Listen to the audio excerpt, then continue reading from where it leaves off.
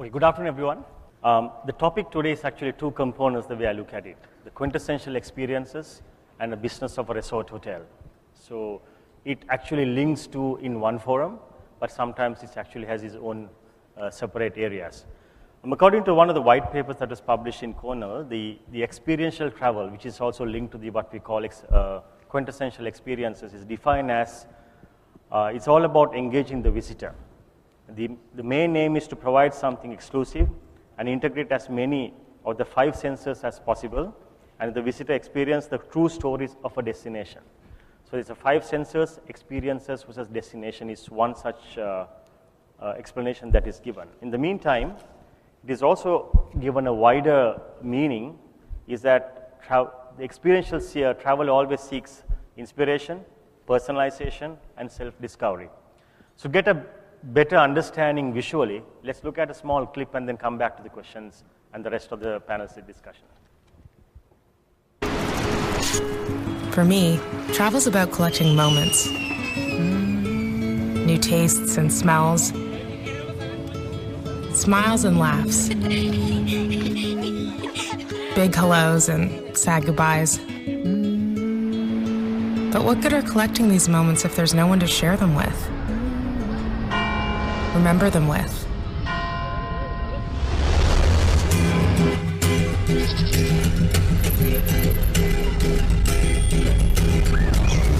Tasting the strange, uncovering the weird, meeting the wild.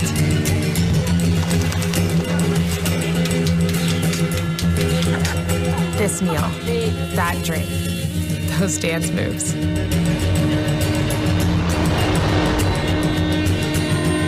Finding days equal parts hard, equal parts easy, but always rewarding.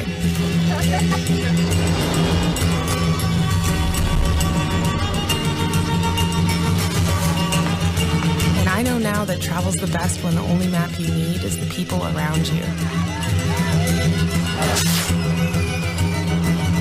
Curiosity's your compass, your curfew a sunrise.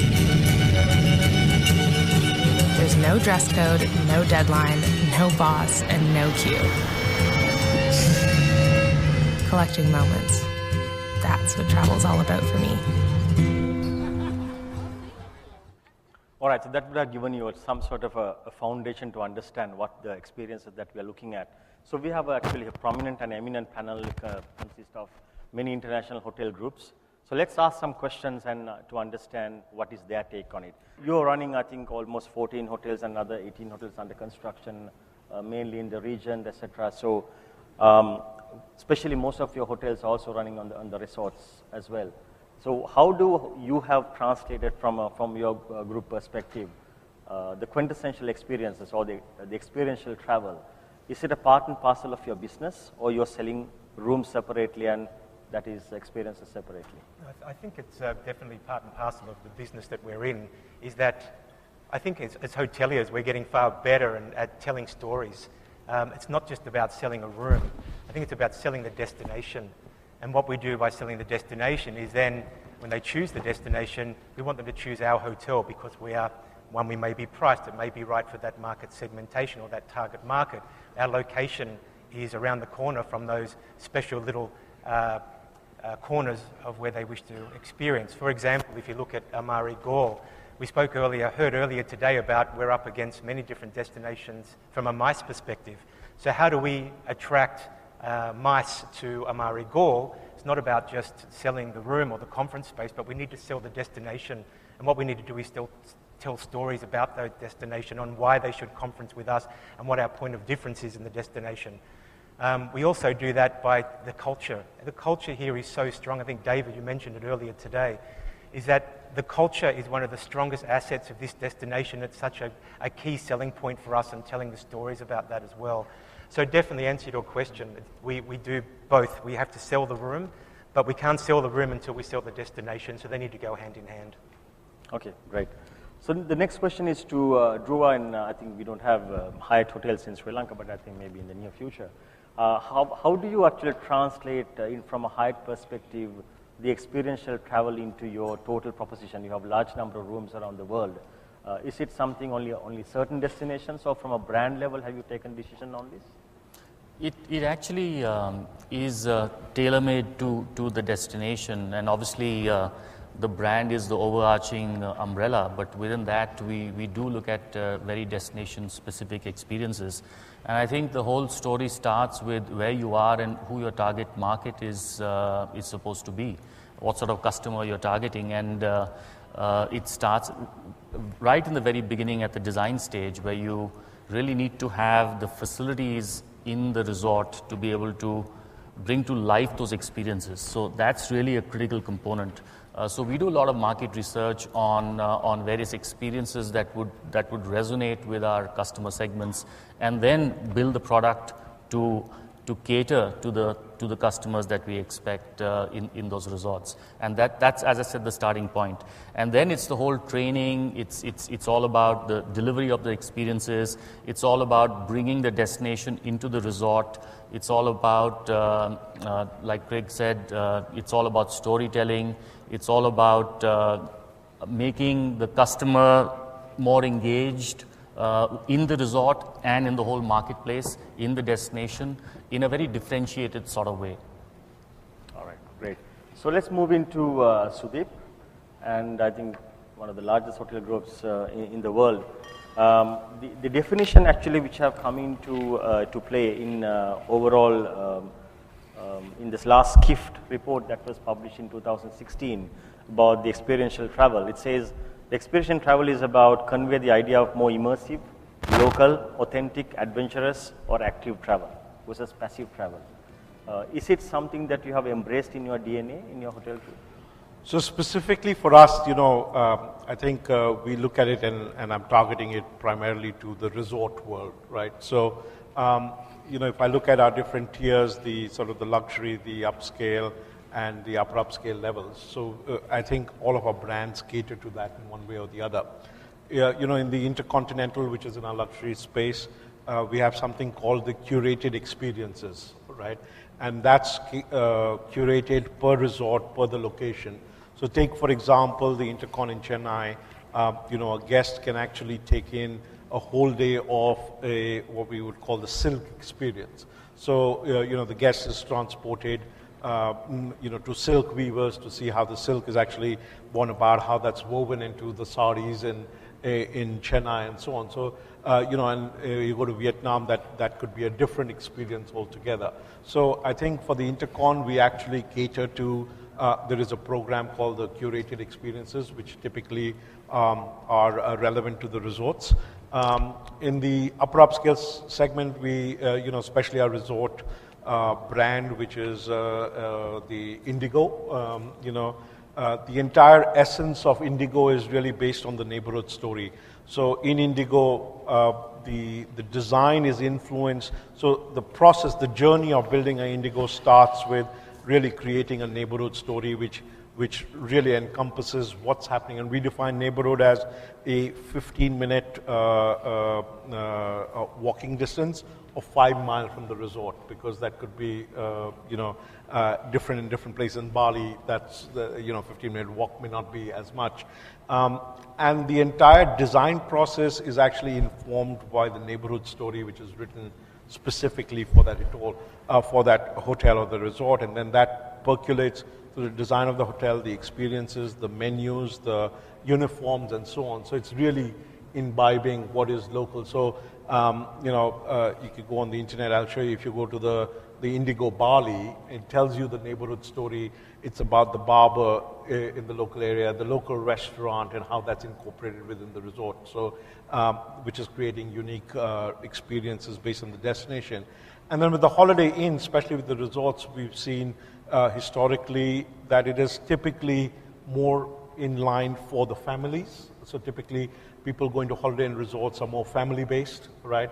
And as a consequence, every Holiday Inn resort have two very specific things which involve the experiences, because we're targeted the audience to the families. So there'll always be a kids club. There'll always be kids eat free.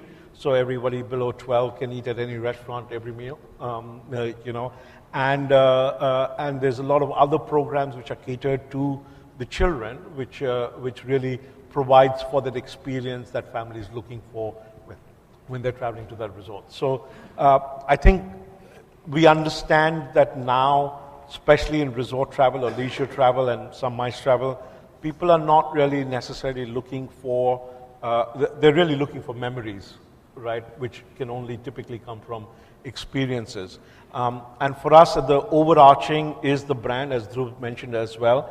And it's important because it's not just about that individual resort, but we like to create that emotional bond with that customer. So if you provide them these unique experiences and memories, then their loyalty behavior is reflected in that as well, right? So it's from both. We target based on brand specific experiences for the leisure and the MICE customer, and then on the bigger picture, we're trying to create that emotional bond, which then basically creates a more loyal behavior. All right, thank you. Timothy, now you basically have 2 hotels in Sri Lanka, and particularly the one in Hambantota. So now, generally, Hambantota is not a tourist destination in Sri Lanka, or at least it used to be. Now maybe things have changed. Up and coming. And then your communication campaign was also merely looking at visit destinations. So that's where I've seen your videos and all that when you launched Shangri-La Hambantota. What was the rationale behind you actually trying to promote the region versus the hotel in Hambantota? And was it linked to this quintessential experience that we are talking about, or is it a different strategy that you adopted? Well, I think when you have a destination that is perhaps not well known, particularly outside, even in Sri Lanka, but outside Sri Lanka and more so, I think it's important to educate and to communicate what is the beauty and the features of that destination first. We did this both in Hambantota and when we were opening Colombo. At the pre-opening stage, we were talking very little about the hotel, but more so about the destination to generate some interest in Colombo as either a stop-off destination, or more importantly for us to develop it as a potential MICE destination. But I think very important to create stories, to create the opportunity for stories. And I think the message is far more powerful when it's that message and that story is shared by the guest, much more so than us as a brand or as an establishment trying to tell the world about our product or our facilities or our services, but creating those unique experiences, particularly if they are emotional, and I think that then creates a far stronger message to the traveler. All right, thank you. Timothy, let me ask another question now. How suitable this whole concept of experiential travel for hotels to do it in Sri Lanka? Why I'm asking that question is almost 60 to 80% of the business are still coming from tour operators. And we have destinations where the tour operators already decided where to send them, what to do, etc. So in most of the resort hotels in Sri Lanka, they come in the morning and then you see them only in the evening and sometimes just before they go to bed. So whatever the hotel even proposed, it's not really sometimes matter to them. So from your experience, Timothy, now you're running basically 2 hotels here. Would you think that, is it a critical thing from a Sri Lankan hotel perspective to add this quintessential experience to the product? And if it is so, how critical it is? I think the expectations of our guests are changing, and at the low end, the budget traveler, they're quite happy to perhaps join some sort of organized tour or program. I spoke to a guest just recently who was very disappointed at the tour that had been arranged in Colombo. Gangarama Temple, the museum, the usual spots, and he was going individually, but everywhere he went, he met the same people going on the same tour. The second day, we arranged for him to go to a national park outside Colombo, guided by one of our staff who was passionate and well-informed about wildlife. And that was an experience that the guest really wanted. And I think too often it's too easy for us to just send our guests on the same old tour, and we need to work a little harder because the expectations of particularly the higher end guests is a curated, personalized experience that's going to create emotion and feeling. Okay. Craig, what do you think of I mean, you're running basically 2 hotels in Sri Lanka as of now. Do you think is it important for a hotel in Sri Lanka, especially in resorts, to have such experience as part of the product? Sure. I think the booking, of course you're saying majority of the guests actually have pre-arranged tours, they book through an agent, everything's pre-arranged. That will change. We will see more FIT travelers that want to take charge of their own itineraries. So I think it's very, very important that we as hoteliers take the lead to have those options available for our guests. I still believe that even though they're pre-arranged, and as Timothy said earlier, is that they're going to these tours, they're seeing the same people, they then go onto our websites, they speak to our staff, they will look at other options such as the guest on this occasion. So I think it's very, very important that we continue to do that and continue to re-evolve, and we need to make sure that we connect with our local operators so we can actually provide that unique experience, that experience that's not the mainstream. And as Timothy said, one of the staff members took the guest out to the local environment that they would not get from a mainstream tour operator. So I think it's very, very important for the future of tourism in Sri Lanka to continue to evolve this type of travel arrangements and options for our guests. Okay. Also to add to that, with the role, with the advent of OTAs, your traditional brick and mortar travel agent is slowly getting redundant. So the travel agents are also need to reimagine themselves and their role. And it's just not about booking a room anymore, even for the travel agent. I mean, there's so much information on the net, and buying behavior of customers is changing so rapidly with the plethora of information that you get online. And it's only those agents who really can, as I said, reimagine their whole role and add value to a customer's experience and create that loyalty to them, because they really curate experiences that are emotionally resonating with the customer. Those are the agents that will really be different from the pack.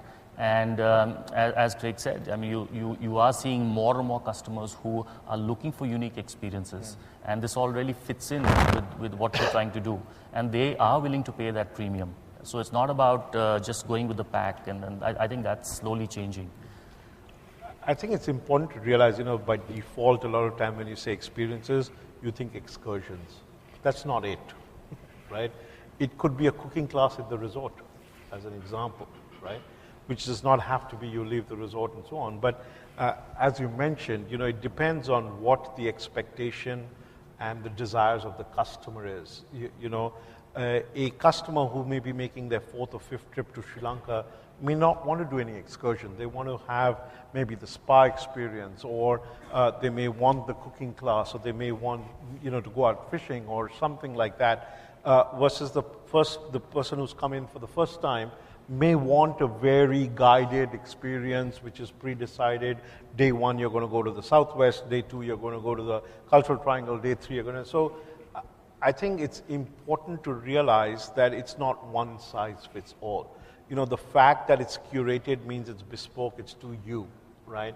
But what is specifically designed for you if you're staying in a Holiday Inn versus what's specifically designed for you if you're staying in an Intercon could be very different, right?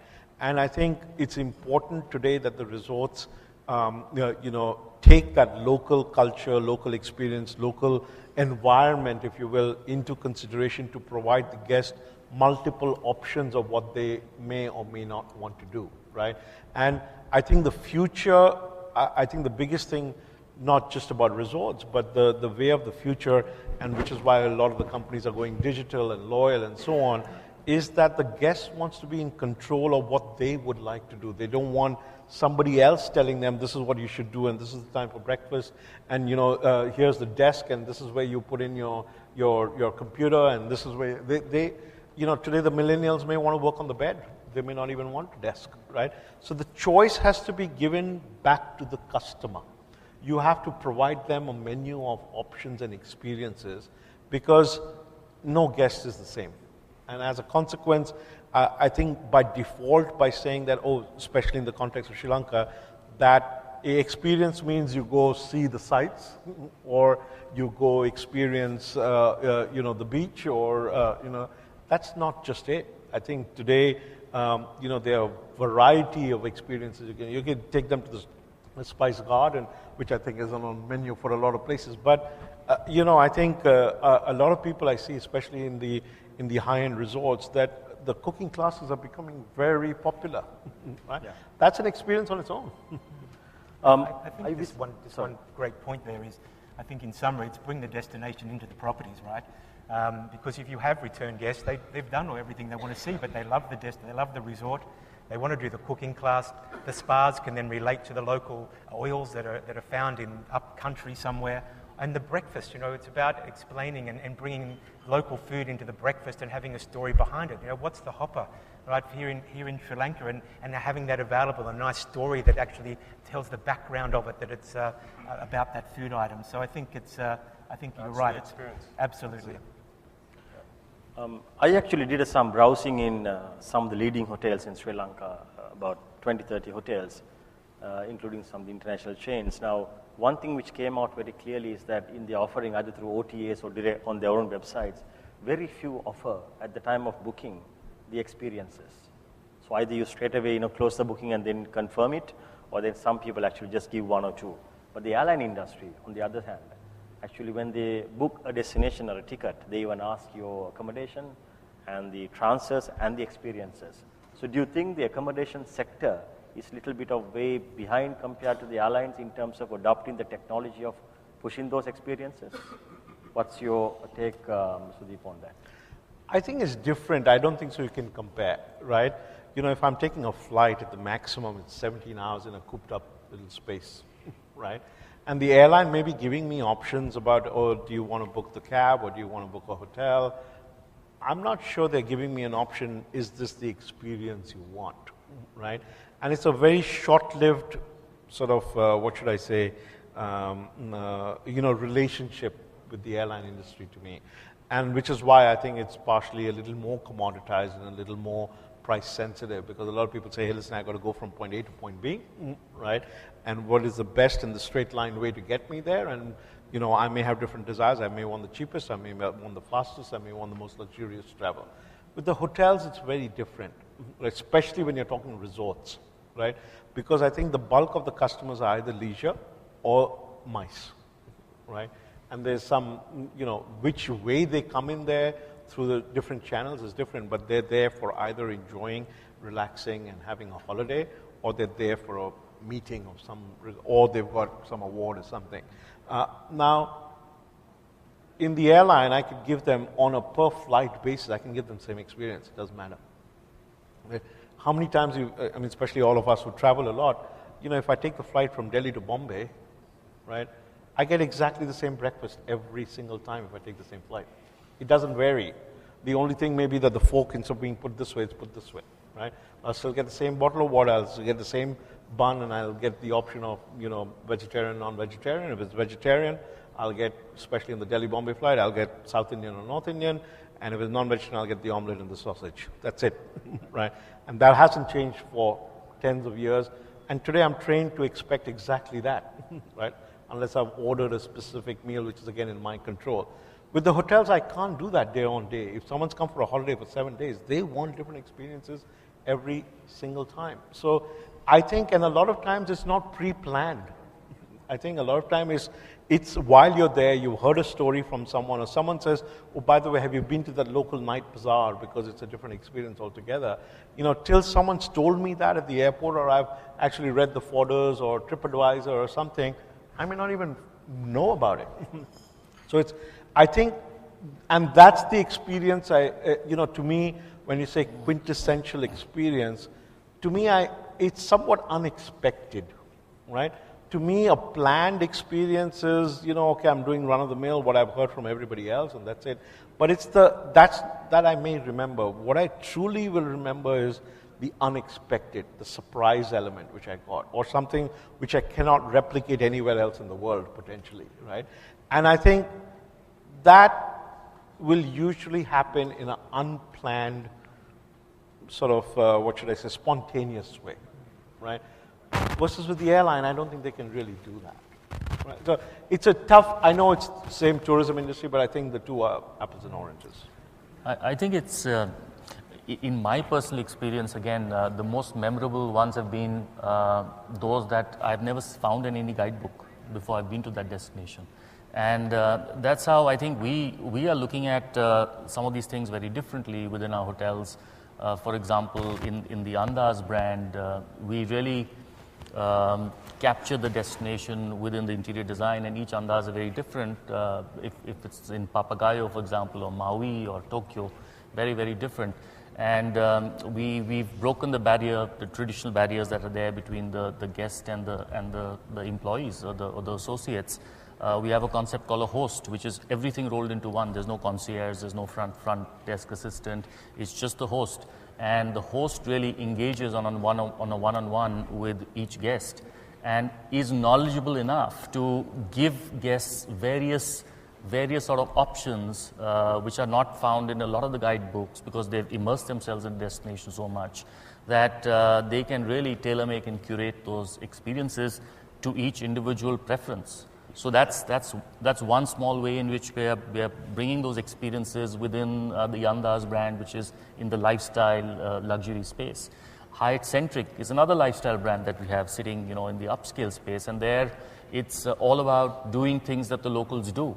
And the concierge, therefore, is so critical because they are really immersing themselves in the neighborhood and advising people, hey, this is a restaurant. If you really want good, great Sri Lankan food, this is where you need to go to. This is where you and I eat. This is where all of us eat.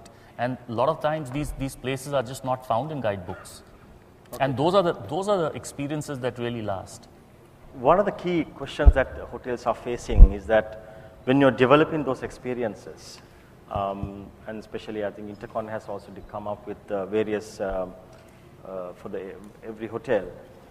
What is the successful methodology that you adopt to come out with an experience, establish it, price it, quality control it, and deliver that consistently? What have you actually gone through in the past when you're looking at your previous experience that you have, your curated experience by Intercontinental, which is quite popular? So the first thing, to curate the experience, we leave it in the hands. It's not centrally done, it's done locally at the resort, right? I mean, it's very tough to curate an experience in a destination sitting in an office in Singapore or Denham or Atlanta.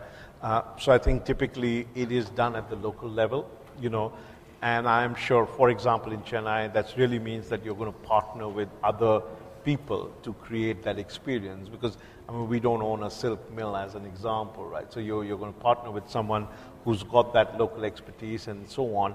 And I think the hotel general manager typically, or the equivalent of the concierge or the guest experience person, will make sure that is in congruence with the Intercon way of life. So an Intercon has a certain aura and a certain demeanor. So the curated experience has to match that, in terms of luxuriousness and so on. And the pricing is done, I'm sure, a bottoms-up approach, as opposed to saying, oh, by the way, my budget is $100 and this is what I'm going to do. What we have noticed, which is what is more important in my mind, is that typically the results of these curated experiences, because at the end of the day, if it's a curated experience, that usually comes at a premium, right?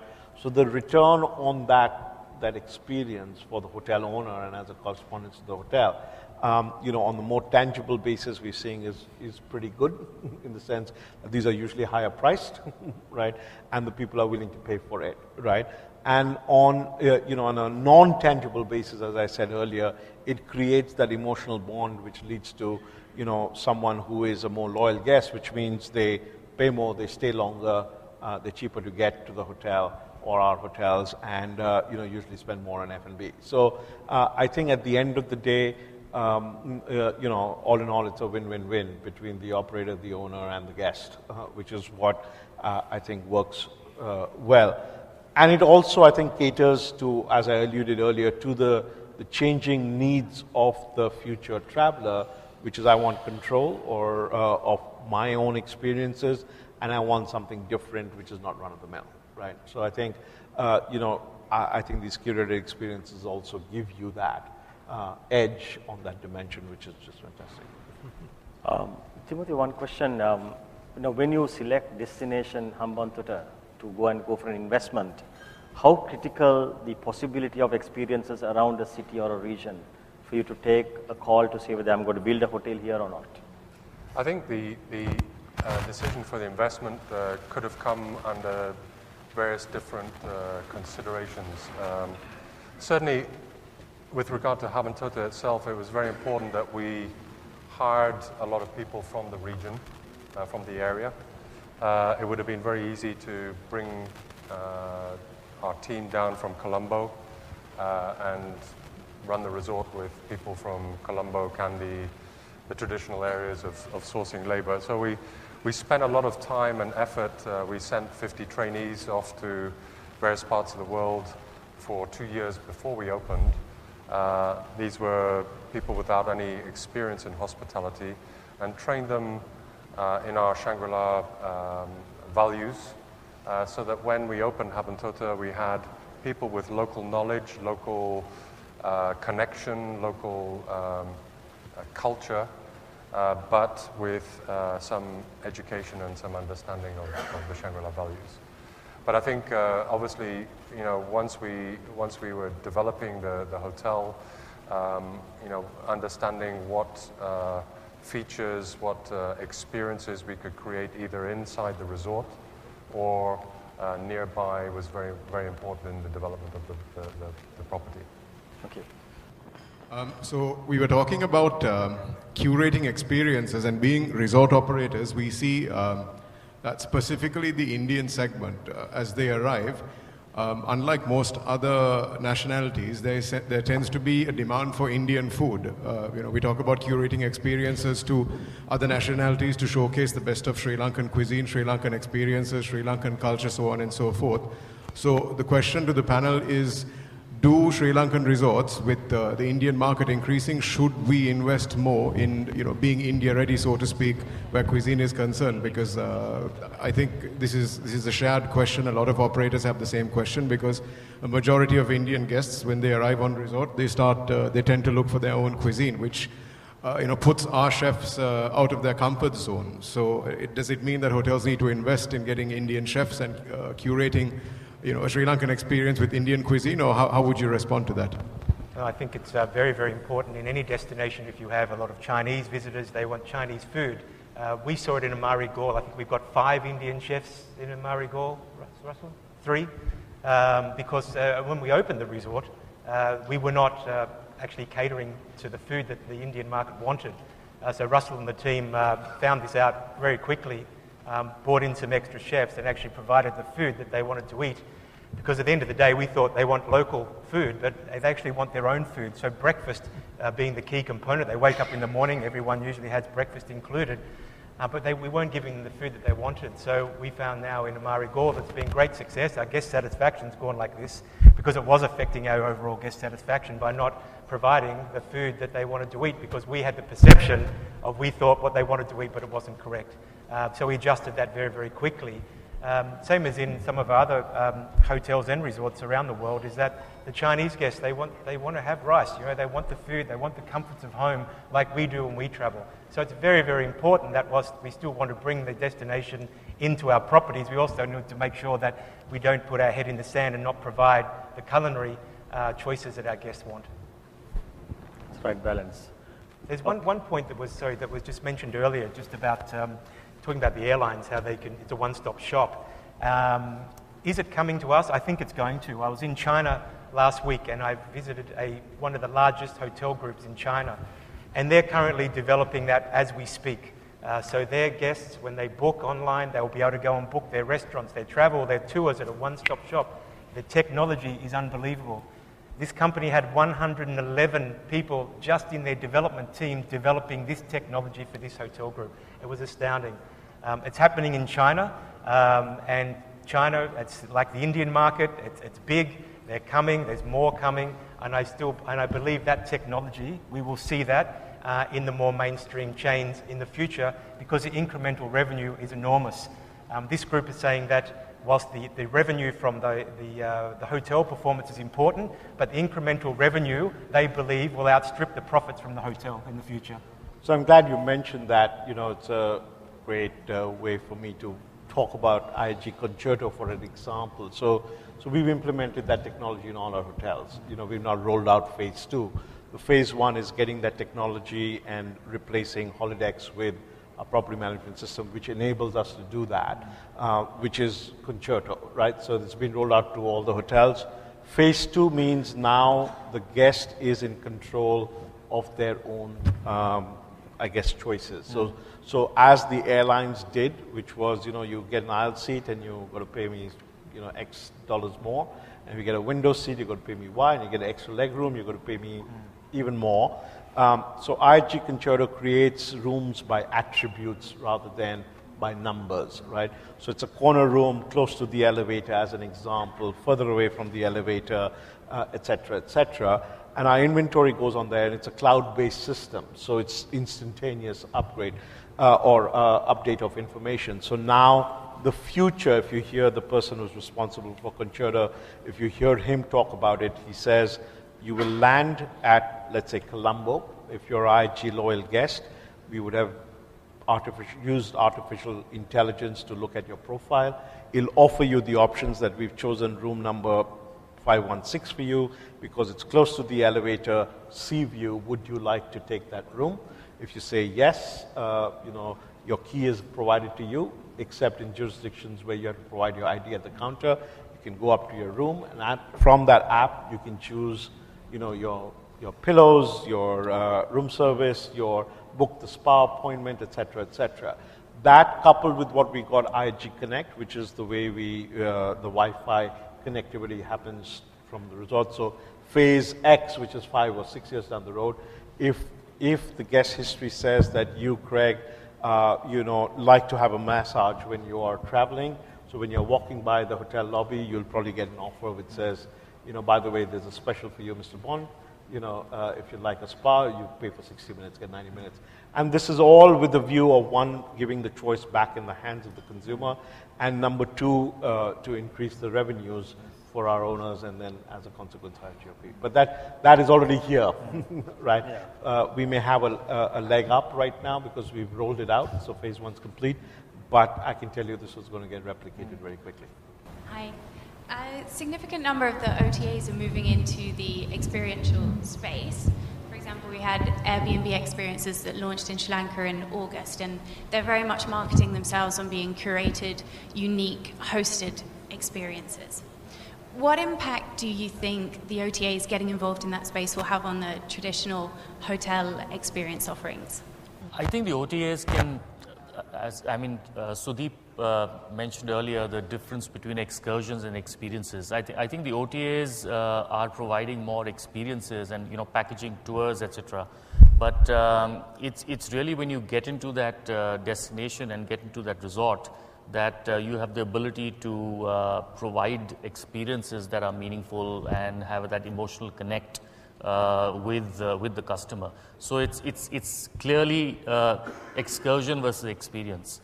I think the OTAs are targeting excursions and, you know, bundling products and trying to get the customer to buy much more than just an airline ticket and a hotel, and that's the space they are in as of now. I wouldn't really call it experiential as of now. My guess that the two things. One is, I think there is a segmentation of customers, right? And I know that's blurring, but today it still exists. The customer who would want to stay at a luxury resort versus a customer who wants to stay at an Airbnb may be different, right? And I would suspect that the customer who's staying in a luxury resort is a fairly high-touch customer. They want the physical interaction. They want to talk to people. They're not going to be based on an app. Yes, as the millennial world takes over, I think that may change, but that's still some time to come, right? So if I have got an experience through Airbnb and I booked that experience but something goes wrong, it's a nightmare. It's an experience which I will never forget for different reasons, right? And I don't think so. The customer is evolved. The customer who may be at the lower end of the spectrum today may be willing to deal with it because he's got a deal, right? But I think today, someone at the Shangri-La, say for example, is not really going to compare to that experience because, if there's a problem, he can talk to 10 other people within the Shangri-La who'll fix it pretty quickly, right? And I think there's a slight difference. It's just like, people who are taking EasyJet flights are not going to be buying business class tickets on BA. I think today it's the same. I think it's blurring. Hotel companies saying, oh, Airbnb is not my competition. I think that's not the case. But today there is a fairly different. Under the current context of Sri Lanka, Booking.com has about 56,000 rooms, and of which about 23,000 rooms are between 3 and 5 star. The balance are actually below 3 star. Do you think that in Sri Lankan context, since most of the rooms are going to be below 3 star that is available, especially sold online, that the informal sector today is actually more closer to giving the quintessential experiences in Sri Lankan context, or whether the hotels as a result have a less chance currently because they are by birth be able to give that more different experience than the formal hotel sector? What's your take? Maybe I could do great. For me, I think there's a product and an offering for everybody, right? So if you're a 3-star customer and you go to one of those 3-star properties and they can offer the experience is suitable for that consumer. But if you're talking about a luxury customer, for example, they're probably not going to. But can it be a 3-star hotel offering a 5-star experience? Of course. But a 5-star customer a lot of the time won't go to a 3-star unless they're going specifically for that touch point of the destination. They know from a product perspective that their expectations may not be met, but they're there for that experience. So definitely there is that crossover there, and I think that will always be there because in some of these destinations where the experience is so unique, there are a lot of the time in up-and-coming destinations where the infrastructure is not like a capital city, so you don't usually see the big box hotels and resorts into those destinations. So I believe that will continue to be the space, and especially in this market, being an emerging market, that is probably going to be the case for a lot longer than other cities such as the countries like Thailand. All right. I think with that note, I think we have come to the end of the panel discussion. I think the conclusion is that from what all of the speakers actually mentioned here is that it's very important for the hospitality industry, the hotel formal sector to come out with their experiences and package it, and that's going to be the future.